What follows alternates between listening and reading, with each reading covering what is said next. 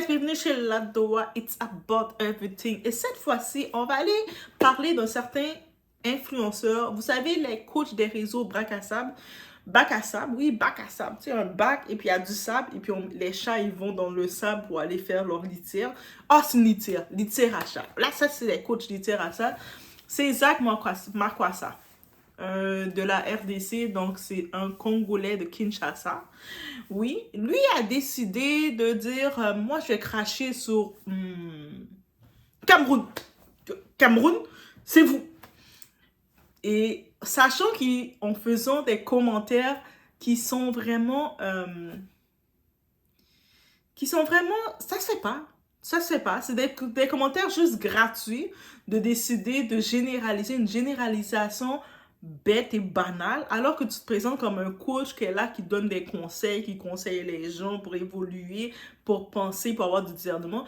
Il vient avec une généralisation barbare et quelque, me dit, ah, le colon a fait un bon travail avec toi. Quand tu étais dans le champ, le colon a fait un très bon travail avec toi, mon très cher Zach. Il t'a fait un bon travail. Diviser. Créer de la division entre nous. Après, quand on regarde que chaque pays a une certaine animosité, mais c'est à cause de bêtes banales comme ça. Et puis oui, je sens qu'il a fait ça pour avoir son petit moment de buzz, pour générer des vues, le monde va en parler, faire jaser. Et puis en effet, beaucoup les Camerounais ont été touchés et c'est tout à fait normal. Même mes ancêtres du Cameroun, au fond de moi, ont senti que c'était injuste. Et on va en parler.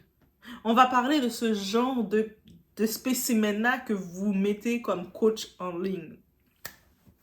On est chez Ladoa, it's about everything, et on regarde le tour.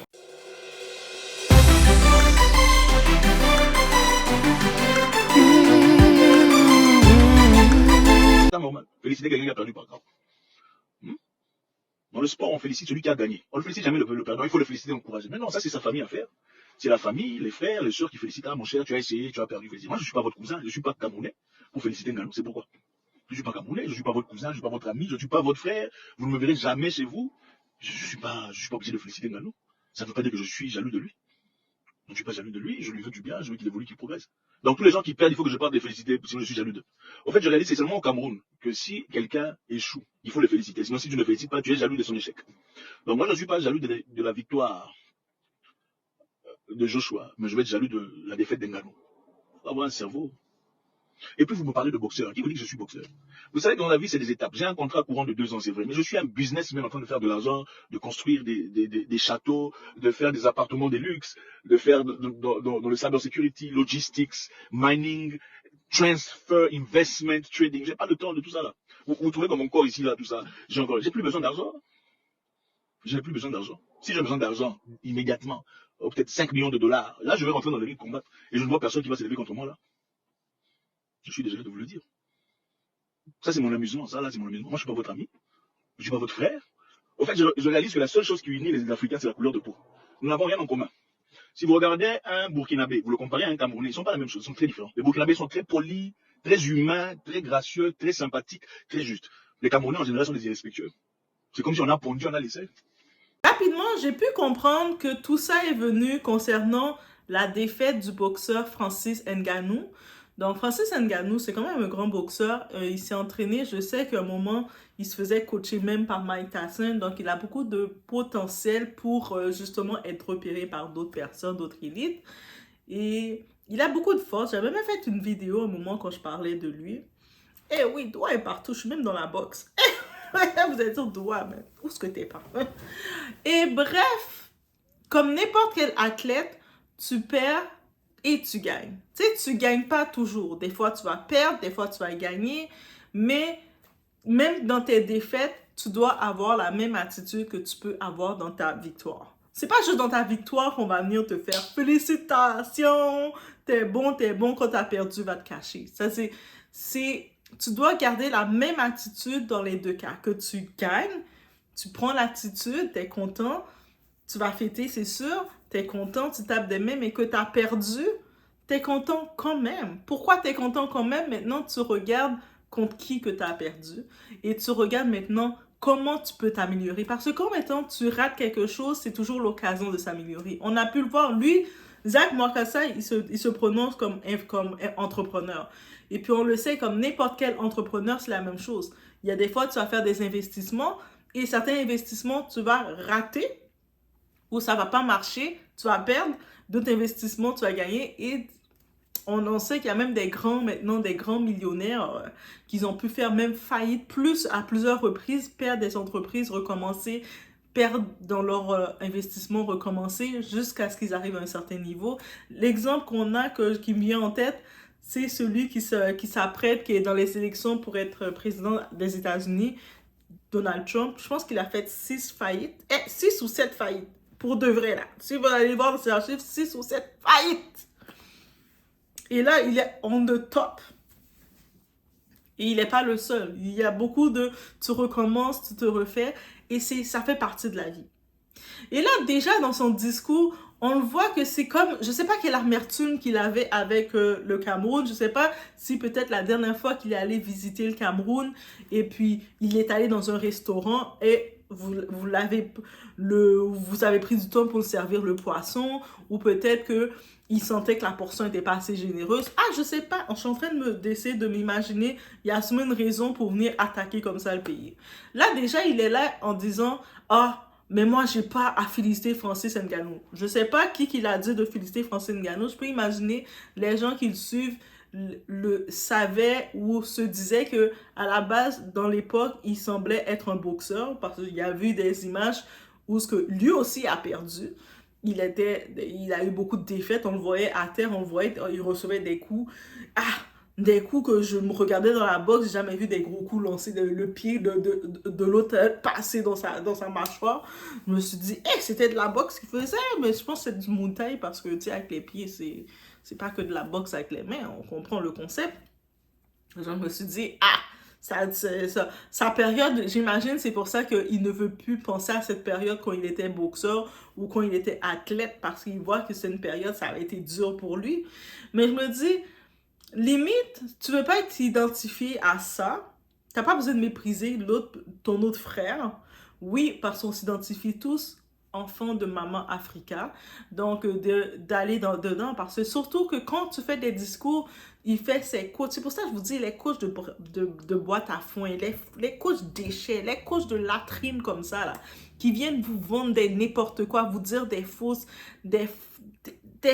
paraboles. Et puis quand vous regardez au vrai, tout ce qu'ils veulent, c'est venir prendre votre argent, faire des faux cours, des fausses masterclass. Venez dans ma formation, venez, je vais vous coacher. Et puis quand vous regardez leur fond, c'est un fond minable qu'ils ont. C'est-à-dire que là, maintenant, minable que tu es, tu ne peux pas, limite, tu veux pas juste dire, mais t'as quand même bien joué, prochaine fois tu vas l'avoir, ou tu sais, regarde, ça arrive, on perd, on gagne, ça fait partie du game, aussi simple que ça. Ou sinon, tu dis rien du tout. Si tu sens que Francis Ngannou, comme homme boxeur camerounais qui est quand même connu à l'international, on connaît son nom comme athlète à l'international, Francis Ngannou. C'est-à-dire, même qu'on regarde en Amérique, qu'on regarde un peu partout, on sait son nom est reconnu, alors que Zach Makwesa, t'es une personnalité du net, t'es un créateur de contenu. J'ai pris du temps à comprendre que, à un moment, tu étais sur la boxe aussi, tu te faisais battre. J'avais pas capté que tu étais un boxeur.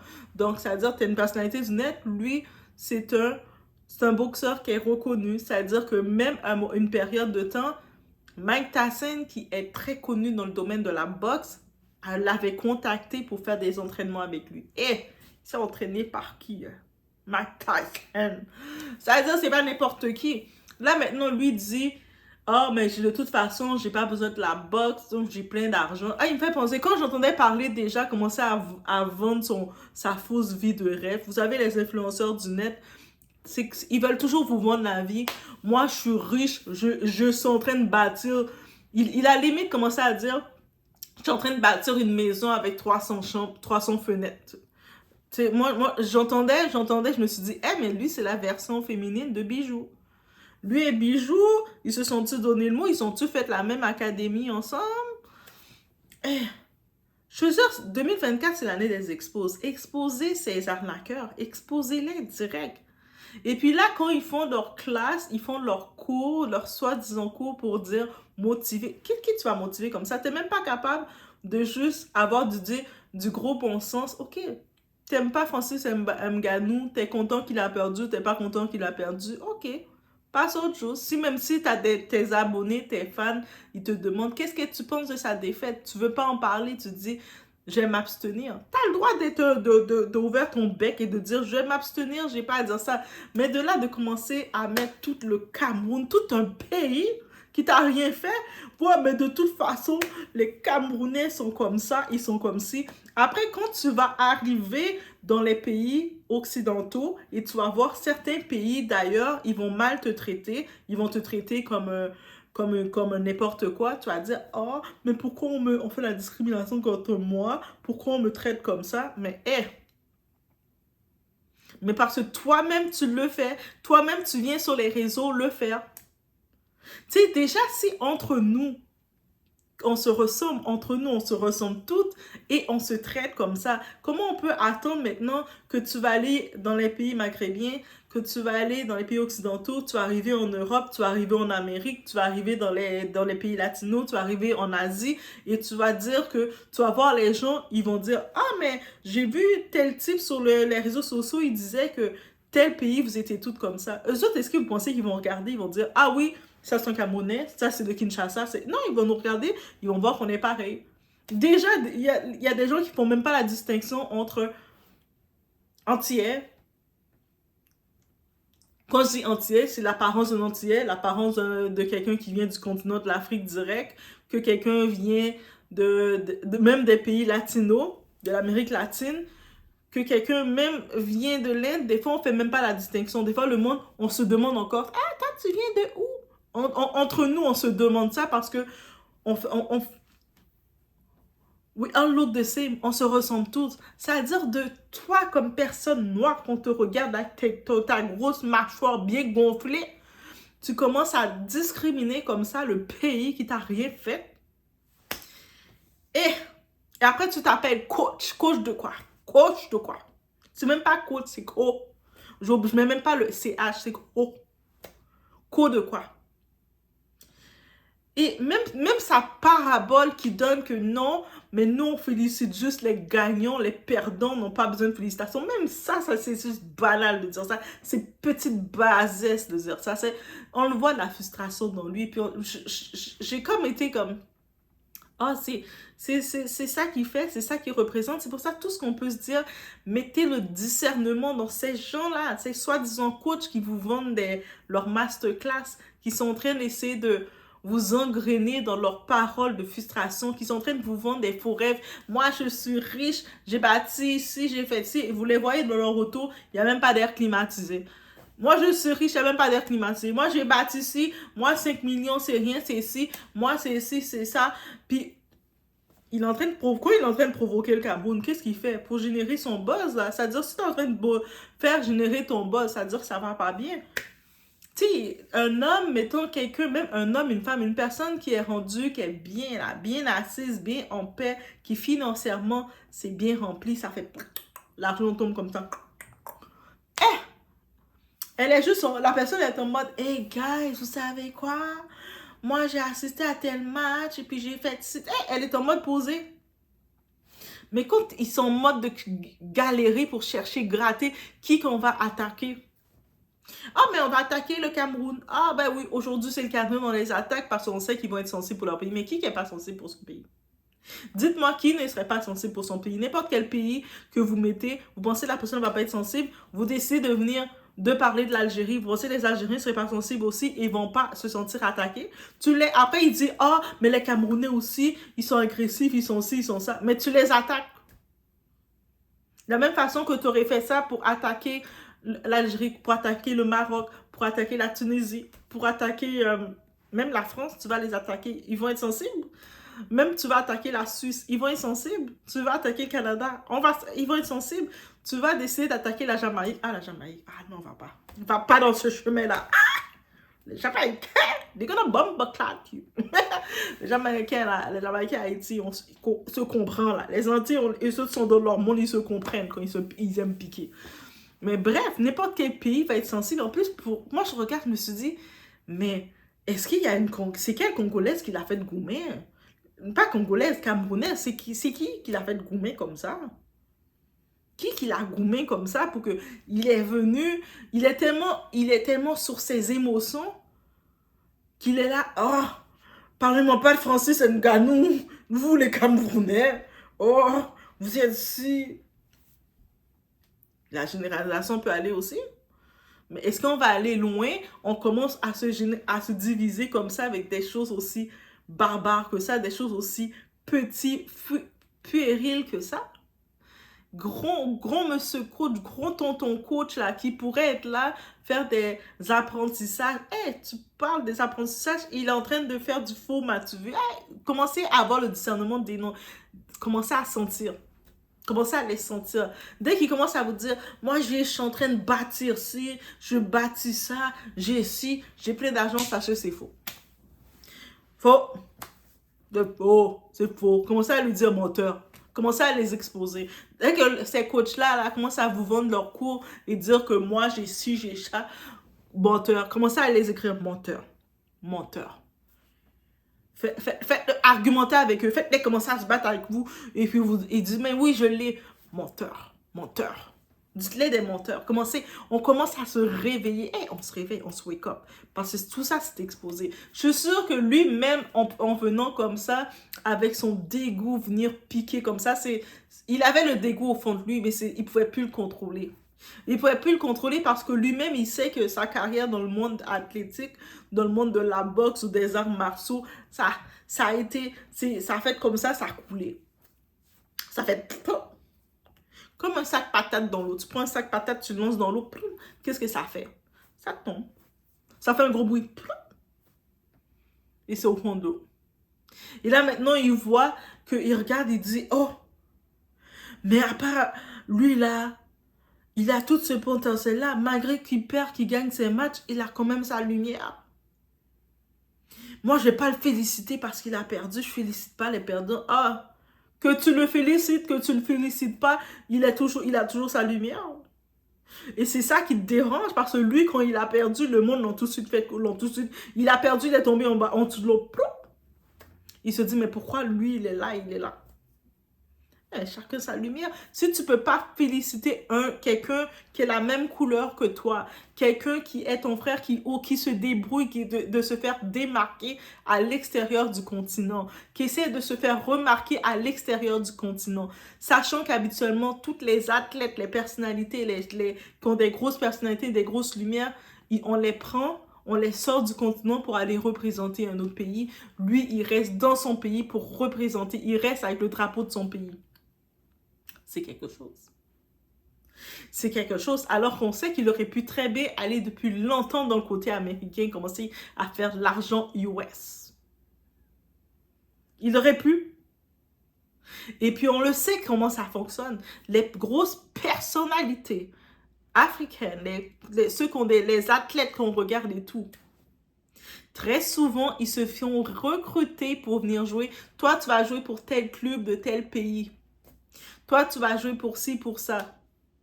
Et puis là, on se retrouve, par exemple, là, malheureusement, le gros débat qu'il y a, je sais que la seule équipe de basketball, je ne sais pas, je vais faire une petite parenthèse, parler de basketball, la seule équipe qu'il y a, c'est l'équipe du Soudan. Et puis, ils sont très forts. Et puis, ils sont arrivés dans les Olympiques. Mais sinon, la plupart des athlètes, ils se retrouvent qu'ils n'ont pas le choix de jouer, par exemple, pour les États-Unis. Ils n'ont pas le choix d'aller jouer pour la France. Quand on regarde l'équipe de France, on voit qui? On voit toute l'Afrique. Donc, c'est-à-dire de voir un athlète qui est là, qui représente encore le continent.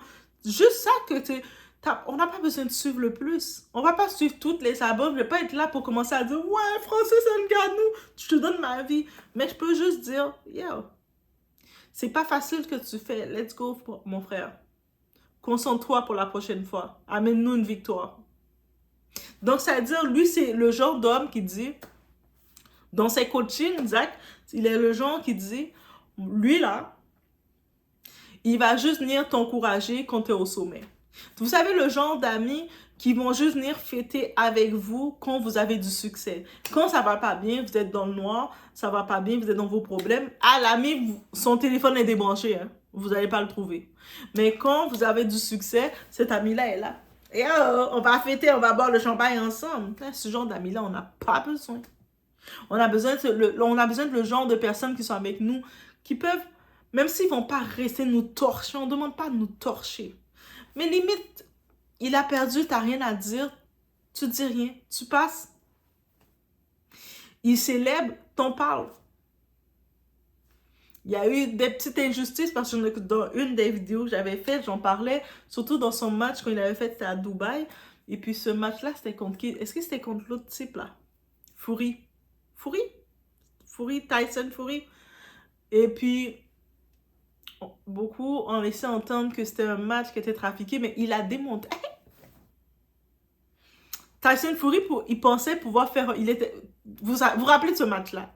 On se rappelle de ce match-là. Techniquement, Tyson Fury pensait, après le match avec Francis, il pensait qu'il avait prévu de faire d'autres matchs pour décembre. Il a dû prendre un 3 mois de décalage ou 6 mois de décalage parce qu'après le match avec Francis qu'il avait soi-disant gagné, il pouvait plus faire de match. Il a dit, moi, je vais aller dormir chez moi. Hey, j'ai encore mal à la tête. Lui, il m'a assommé, là. C'est une victoire. On sait que c'est une fausse victoire. Parce qu'il il devait le laisser gagner, mais on sait qu'on a vu comment il est sorti. Même moi qui n'ai pas expert de la boxe, je m'en rappelle encore. C'est-à-dire, on sait son potentiel. Et puis, on connaît le monde du sport, comment ça fonctionne. Des fois, il y a des victoires qui sont calculées, tout ça. J'ai pas suivi le match qu'il a perdu de Francis, mais on sait comment ça fonctionne, le sport. Peu importe, le monde du divertissement, c'est toujours acheté. Il y a des personnes qui ont déjà fait des pariages pour faire... On sait comment ça fonctionne. C'est-à-dire, même une défaite d'un athlète, on peut pas accuser complètement l'athlète parce que derrière, qui voulait, qui gagne, qui perd, il y a toujours une histoire démagogique comme ça. C'est-à-dire que même lui, quand il parle, il fait son discours de perdant. Moi, je n'encourage pas perdant, je crois. We're not into that parce qu'on sait que Francis Ngannou est dans un autre niveau, dans un niveau où ses victoires qui pouvaient gagner ou pas, ça ne dépend pas nécessairement de lui. We all know that. Et même Doha est dans tout. Hein. Doha est partout. Oh my God, vous allez dire Doha est partout. Vous pouvez dire, Doha, t'es partout. Où est-ce que t'es pas? Mais bref, je tenais juste à dire ça et donner mon support au Cameroun. J'ai mes ancêtres, si vous allez voir ma vidéo, je vais être mon DNA ancestral, là. Mes ancêtres, les updates. J'ai le Cameroun en moi aussi. Mes ancêtres ont le 9% Cameroun. Donc, voilà. Donc, Et puis, je suis pas d'accord qu'on va juste cracher sur un pays pour cracher pour le plaisir de faire du buzz. Ça suffit. 2024, on a fait de faire ça. En plus, il s'appelle coach, là. C'est-à-dire, c'est ce coach-là que vous allez payer. Tant qu'à aller payer ce coach-là, ces cours qu'il vous donne, venez payer à Doha les cours. Au moins, Doha va s'acheter des cafés glacés, des cappuccinos glacés. Et puis, je vais vous amener différents points. Et on va parler de tout, on va jaser parce que, lui, il est aigri. Sûrement, il a regardé dans son buzz, il a dit, j'ai besoin de faire un coup de buzz. Bon, j'allais piquer le peuple camerounais. J'allais les attaquer, les dire si, les faire la grimace. That's not nice. J'aurais dit plus, j'aurais pu même aller et le piquer aussi, dire que, hey, toi, tu vas piquer le Cameroun, mais actuellement, même toi aussi, dans ton pays, ça va pas bien. Dans nos pays, actuellement, ça va pas bien. Et on n'a pas besoin maintenant, déjà, dans nos pays, ça va pas bien, et puis en plus, on va aller piquer chez le voisin. We don't need that. On n'a pas besoin de ça, ok? On peut faire mieux. C'est ça que je devais dire sur toute cette histoire, guys. On se retrouve au prochain.